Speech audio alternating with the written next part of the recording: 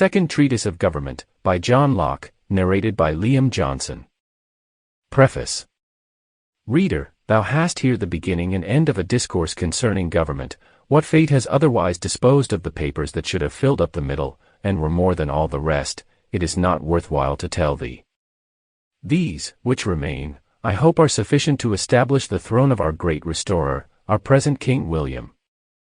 To make good his title, in the consent of the people, which being the only one of all lawful governments, he has more fully and clearly, than any prince in Christendom.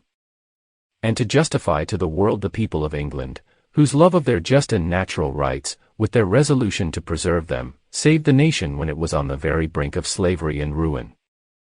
If these papers have that evidence, I flatter myself is to be found in them, there will be no great miss of those which are lost, and my reader may be satisfied without them, for I imagine, I shall have neither the time, nor inclination to repeat my pains, and fill up the wanting part of my answer, by tracing Sir Robert again, through all the windings and obscurities, which are to be met with in the several branches of his wonderful system. The king and body of the nation have since so thoroughly confuted his hypothesis, that I suppose no body hereafter will have either the confidence to appear against our common safety, and be again an advocate for slavery, or the weakness to be deceived with contradictions dressed up in a popular style, and well-turned periods.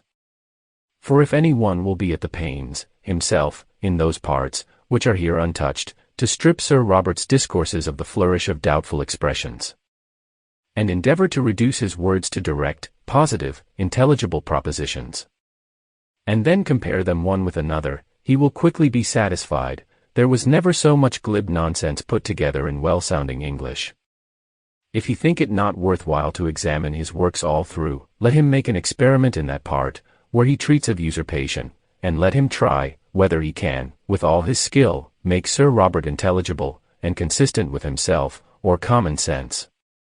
I should not speak so plainly of a gentleman, long since past answering, had not the pulpit, of late years, publicly owned his doctrine, and made it the current divinity of the times. It is necessary those men, who taking on them to be teachers, have so dangerously misled others, should be openly shewed of what authority this their patriarch is, whom they have so blindly followed, that so they may either retract what upon so ill grounds they have vented, and cannot be maintained, or else justify those principles which they preached up for gospel, though they had no better an author than an English courtier. For I should not have writ against Sir Robert, or taken the pains to shew his mistakes, inconsistencies, and want of, what he so much boasts of, and pretend. Sample complete. Ready to continue?